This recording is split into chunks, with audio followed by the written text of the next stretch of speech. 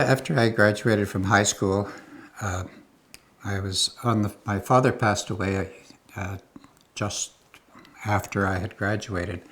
And so the next year I did farm by myself. And I was 18, so I wasn't all that intelligent about farming. But I did try, and I found it difficult to adapt to being in charge of the farm. So I did go to the Fairview School of Agriculture and had my diploma from that.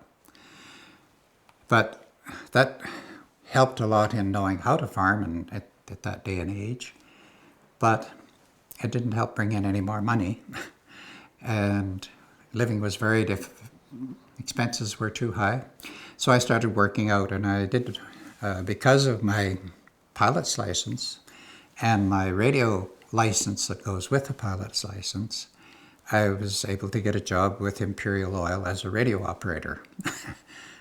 Working mostly night shifts. The rigs that were drilling in the area during the night, would send in their reports in coded messages, which I would respond to.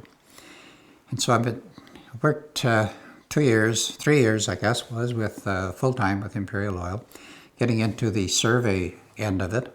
And an ex-Air Force navigator was my boss. He was the surveyor and taught me all I ever learned to know about surveying. So I stayed with Imperial Oil on a part-time basis for about 6 or 7 years, working out in the winter, and then farming during the summer. So then I had an opportunity to start a new job right here in Fairview. There was a livestock marketing cooperative who used to gather the livestock, pigs and cattle, and ship them to Edmonton on the train. And I started working for them, and after a bit became the manager of the cooperative. And we built an auction market, which meant we could gather and sell livestock right here locally rather than shipping them all the way to Edmonton. And on the train, of course, that was almost a full day's travel. The livestock was not good for them to be cramped up in a boxcar or a cattle car for that long. So that was quite successful.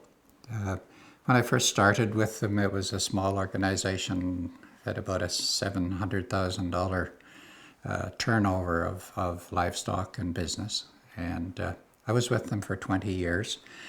And when I retired from that, we were turning over $7 million a year. So that was a good, pleasant.